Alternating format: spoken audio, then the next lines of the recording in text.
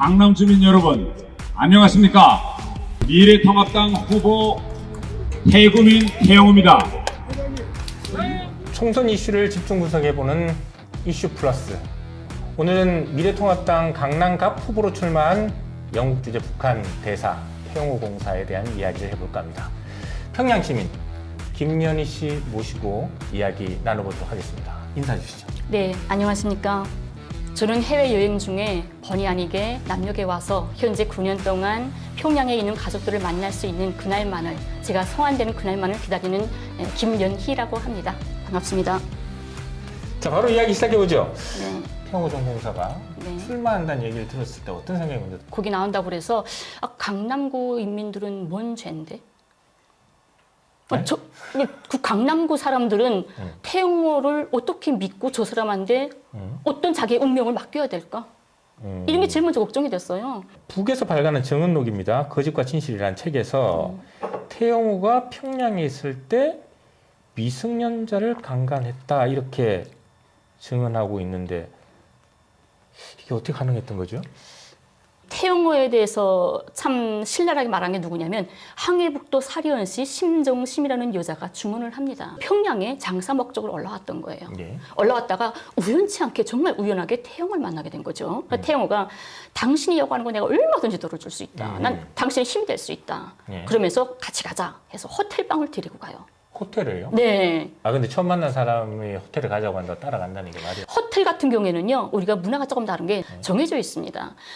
외국인들을 왔을 때는 고려 호텔이라든가 뭐 해방산 요관 이런 데 가고, 우리는 학생들, 지방에서 청년 학생들이 올라올 때는 성신 요관, 또 일반 사람들은 봉화산 요관, 이렇게 목적과 이런 이용이 다 다른 거죠. 그 호텔은 비즈니스가 가능합니다. 네, 그러니까 이 사람이 데려간 거는 외교관들이 이렇게 이 비즈니스 때문에 오는 이런 호텔에서 면담도 하고 이러는 거잖아요. 예. 그래서 따라간 거죠.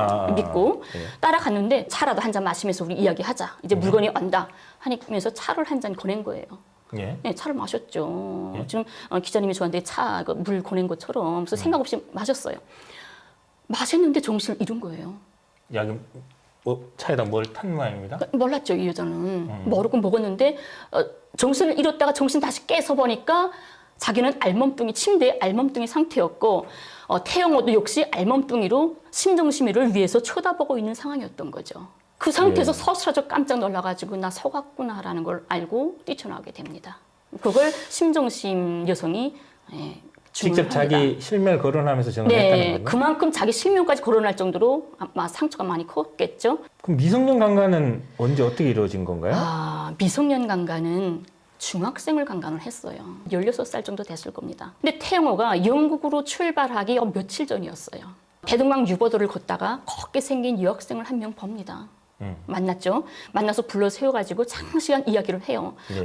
너 참 이쁘게 생겼다. 넌 희망이 뭐냐? 뭐 하고 싶냐? 하면서 너 중학교 졸업하면 내가 정말 좋은데 배치해줄 수 있고, 너 대학도 내가 보내줄 수 있어. 나 그렇게 힘 있는 사람이야. 같이 가자고 합니다. 그래서 따라갑니다. 역시 호텔로 갑니다. 네. 예, 태영호가 전문 외교관으로서 면담이나 사업을 했던 호텔이 있겠죠. 그런 호텔에 고위급이라 들어갑니다. 생각했겠네요, 그러면. 그렇죠. 네. 그러니까 믿은 거죠. 근데 그 역시 데려가자마자 얘한테 차를 주는데 환각제를 먹입니다. 환각제를 먹이고 강간하는 정말 짐승도 얼굴을 붉힐 일을 저지릅니다. 어디 학생의 증언이 있었나요? 예, 이 학생이 증언을 하는데 이 학생은 실명을 거론 못합니다. 그렇겠죠. 네, 그냥 태영호가 영국 주재 대사관 공사로 가게 된 것도 무슨 남이 연구한 자료를 몰래 훔쳐서 자기가 한 것처럼 해서 가게 됐다 뭐 이렇게 증언하고 있던데 그건 어떻게 된 건가요? 남쪽에서도 표절이라는 게 있나요? 그러면 많습니다. 고위 관료 그래요? 중에서 표절 때문에 문제되거나 이런 게 많습니다. 그 문제되는구나. 예. 태영호하고 한 부서에서 또 함께 일했던, 그리고 해외 생활에도 같이 했던 외무성의 김수영이라는 여자분이 증언을 합니다. 외무성에 배치받은 때로부터 지금까지 정말 건달꾼이었답니다. 어느 한순간에 갑자기 엄청난 열성문자로 변신을 했답니다. 갑자기 예. 일을 열심히 해. 사람들이 깜짝 놀라는 거예요. 아침에 일찍 출근하고, 남들이 다 퇴근하는데 퇴근도 안 하고 밤늦게까지 컴퓨터 작업하고 있고, 사람들이 깜짝 놀랐던 거죠. 사람이 저렇게도 변할 수 있나? 이렇게 해가지고. 근데 그 태영호의 검은 석심이 그 이후에 나타나게 됩니다. 부서에서 한 달 후에 단마루크의 우리 주재 북대사관에 여러 명의 일꾼들을 파견하는 일이 벌어지게 됩니다. 정보를 미리 입수했구나. 그걸 한 달 전에 미리 정보를 입수한 거예요. 그래가지고 바로 이 소식을 태영호가 딴 사람으로 만들게 됐던 원인이 되었던 거죠. 근데 그 길이 박두해가지고 외무성에서는 단마루크에 파견할 사람들을 우선 선발하기 시작합니다. 예. 이때 태영호가 부서 사람들 앞에 몇 가지 자료를 내놓습니다. 예. 근데 그가 내놓은 자료들은 단마루크를 비롯한 북유럽 나라들의 현재 경제 발전 추세와 주권 시세들이었습니다. 이 외무성에서는 그 태영호의 노력, 그 능력을 보고 이렇게 젊고 전도양망한 외교 일꾼을 우리는 앞으로 꼭 키워야 되겠다 해서 얘를 선택해서 단마루크에 보내게 됩니다. 근데 문제는 그 자료의 출처였어요. 그 자료는 후에 밝혀진 데 의하면 태영호는 그 부서에 유럽에 나가서 오랫동안 외교 사업을 하던 경험이 많은 나이 많은 일꾼인 박준호라는 분이 계셨습니다. 한 부서에. 그 박준호 분의 컴퓨터에서 그 자료들을 몽땅 훔칩니다. 원래. 미성년자 강간을 하고 보고서 표절까지 하고 이렇게 한 사람이 어떻게 영국 주재 대사관에서 근무할 수 있었던 거죠? 같이 있던 조직의 단체에 김수용 분의 증언이 있습니다. 저는 구자의 도론 생활 간섭과 인생관을 두고 여러 번 비판도 하고 또 인간적인 충고도 주었습니다. 그때마다 그는 자기 잘못을 인정하고 고치겠다고 손이야 발이야 빌곤했답니다. 그러나 그것은 자기의 비인간적인 행위를 조금이라도 가려보려는 수작이었던 것을 미처 몰랐다. 우리가 천길 물속은 알아도 한길 사람의 속은 모른다고 하지 않습니까? 이게 태영호의 그런 가려진 면이겠죠. 예, 영국 생활 이야기로 넘어가 볼까요? 태영호가 영국에 생활하면서 골프 사랑이 남달랐다고 하는데 8월 21일 영국 선데이 익스프레스 보도가 있습니다. 거기에 태영호의 골프 사랑을 보도했습니다.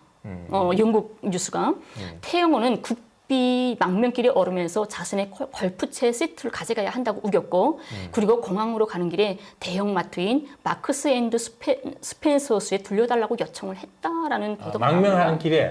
망명길에 태영호가 언론에 나서 그래요. 사설을 헤치고 죽음의 길로 넘어왔다. 그 사설을 헤치는 길에 지금 골프채 사러 간 거예요, 마트에. 태영호가 직접 언론에 이런 말을 합니다. 북의 대사는 1,100달러, 남쪽 돈으로 131만 원, 공사는 700에서 900달러 수준이다. 지금 공사니까 900달러. 네, 900달러. 그래서 북한 외교관 월급으로는 중병 치료받기도 힘들다는 게 태공사의 설명입니다. 직접 자기가. 근데 태영호가 영국에서 전 BBC 서울 특파원이었던 스티브 에반스라는 기자와 친구로 지냈더라고요. 그래서 이 기자가 망명한 나의 북한 친구라는 기사를 냅니다. 예. 예, 그 기사에서 이 뭐라고 하냐면 태영호는 영국에서 중산층처럼 살았다라고 말을 해요. 중산층. 근데 우리가 900불이면 얼마죠? 남쪽 돈으로? 110만 원 정도 됩니다. 예, 110만 원 가지고 남쪽에서 중산층으로 살 수 있나요? 아니, 기본 그 최저임금도 안 되는데요. 그죠? 네. 근데 또 영국에서 영국에서 110만 원 가지고 이 사람은 어떤 일을 했냐면 일반 골프장은 안 갔다는 겁니다. 재벌들만 드나드는 일부러 골프장에만 드나들었고 태영호의 수입대 지출이 맞지 않는 생활을 했다는 거잖아요. 110만 원 가지고 골프 즐기고 아내는 테니스를 즐기고 아들은 영국 유학을 했습니다. 그럼 어디서 날까요? 당연히 불법밖에 나올 데가 없습니다. 그러면 태영호 공사의 위치에서 할 수 있는 게 뭘까요?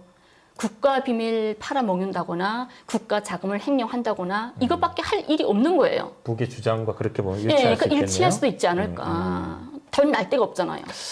예.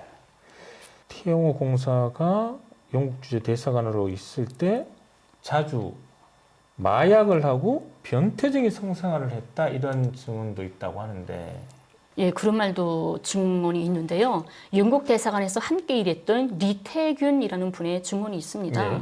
같이 대사관에서 일했으니까.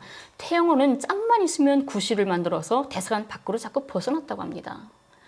예, 그래서 몇 시간이면 마무리하고 들어올 수 있는 일도 오늘은 면담 사람을 못 만났다. 내일 다시 만나야 된다. 뭘 좀 연기되고 있다. 계속 이 거짓말을 해가면서 항상 외부에 나가 살았다고 해요. 딴짓을 했구만. 네, 근데 그 목적은 일 때문에 그런 게 아니라 유흥장이나 호텔을 다니면서 부하방탕한 생활을 하자는데 그 목적이 있었다는 거죠. 태영호는 기본 주재 다닌 게 윈덤 호텔과 힐튼 호텔에 자주 다녔다고 합니다. 근데 이게 중요한 건 뭐냐면 자본주의 나라들에서 범죄시하는 성역화물을 보고 이 마약을 쓰면서 여러 명의 그 나라 여성들과 변태적인 성생활을 했다는 게 그 나중에 드러났답니다. 수사 과정에. 선데이 익스프레스가 설명한 태영호의 탈북 과정 좀 상세하게 좀 네. 설명해 주세요. 태영호는 망명 2달 전인 2016년 6월에 국가비밀누설, 자금 횡령, 미성년자 강간 혐의로 번국의 성안 통보를 받습니다. 소환하라. 네, 들어와라. 6월 달에. 예. 근데 태영호가 이 성안에 불응을 하게 되자 북중앙검찰서 우리로 치면 검찰이겠습니다. 네네. 네. 중앙검찰서에서 7월 12일 날 태영호에 대한 수사 시작을 결정서를 발급을 합니다. 정식 수사가 시작이 됩니다. 수사가 시작됩니다. 네. 근데 범죄인 인도 협정에 따라서 영국 외무부는 당연히 태영호를 북으로 인도를 해야 되겠죠. 분위기가 들어가죠. 예, 해야 되는데 하지만 영국은 보내주질 않습니다. 예, 영국에서는 그걸 보내주지 않고 그 길로 미국 CIA에 연락을 합니다. 꼭 워싱턴에서 거의 관계자가 즉시 영국으로 날아오게 됩니다. 그래서 그때 당시 6월에 북에서 소환 통지를 받은 다음에 재빠르게 움직여온 상황이라서 그때부터 영국이 보호를 하고 이미 CIA에 넘긴 상태였던 거죠. 이게 선데이 익스프레스에서 네, 보도를 했다는 거죠? 보도됐습니다. 이런 내용들이. 예. 근데 그때 썬데이 익스프레스에서 태영호의 망명에 대해서 뭐라고 발표를 했냐면 북체제 비판 효과와 거국 정보의 가치가 미국을 움직였던 셈이다라고 분석을 합니다. 태영호는 영국과 미국 정보기관이 내민 망명지 선택에 대한 백지 위임장에 한국을 선택했다라고 씁니다. 자, 그럼 있어요. 여기서 의문이 드는 건 태영호는 한국이 제일 위험한 곳 아닌가요? 네, 이거 그렇죠. 뭐 북 아니면 그다음 제일 위험한 곳은 한국일 텐데 왜 한국으로 가겠다고 한 건지. 여기서 또 뭐가 있냐면 한국일보에서 2016년 8월 18일자에 태영호 580만 달러 통치 자금 갖고 탈북했다라는 대북 580만 달러면 60억 정도 되는 돈이네요. 그래요? 예. 평생 살겠네요, 그 돈이면. 네. 네. 그 돈을 가지고 왔다고 하고 국정원은 현금은 안 가지고 왔다라고는 말도 있더라고요. 어느 바보가 현금을 그 60억을 가지고 다닐지 모르겠지만. 예, 그렇죠. 근데 제가 생각하기에도 이 580만 달러를 가지고 있는 사람이 왜 하필이면 남과 북을 대결하고 있는 이 남쪽에 이 신변 위험을 정말 많이 느끼고 힘든 이 남쪽에 왜 오겠다고 할까요? 바보가 아닌 이상. 추측건데 당연히 믿을 수는 없지만 제가 이걸 보면서 무슨 생각을 했냐면 태영호는 미국 CIA에게 망명을 이야기가 되는 거죠. 근데 미국 CIA는 이 사람을 한 목적이 선전용에 필요하기 때문이라고 밝혔잖아요. 근데 어디에 있어야 선전용이 가장 효과적일까요? 미국이나 유럽에 있으면 별로 효과가 없습니다. 한국에서 북을 떠들어야 가장 효과가 있겠죠. 예, 그래서 효과를 가장 최대로 올리려면 그래서 미국은 아마 태영호에게 너 한국 가라라고 아마 역으로 했을 거라고 생각을 합니다. 제 생각에는. 근데 거기서 태영호가 그걸 반대할 수 없는 이유가 뭐냐면 칼자루는 이미 미국이 쥐고 있다는 거예요. 아니, 난 안 가려고 하게 되면 태영호는 북으로 북송돼야 될 위기가 처해 있는 거죠. 그러니까 싫든 좋든 미국의 우서를 따라야 됩니다. 이제 우리가 마지막으로 의문이 드는 건 이런 의혹을 받고 있는 태영호를 미래통합당은 왜 공천했을까? 미래통합당인가요? 현재 네, 자꾸 이름이 바뀌어서 기억을 못 하는데 예. 미래통합당이 왜 꼭 태영호일까?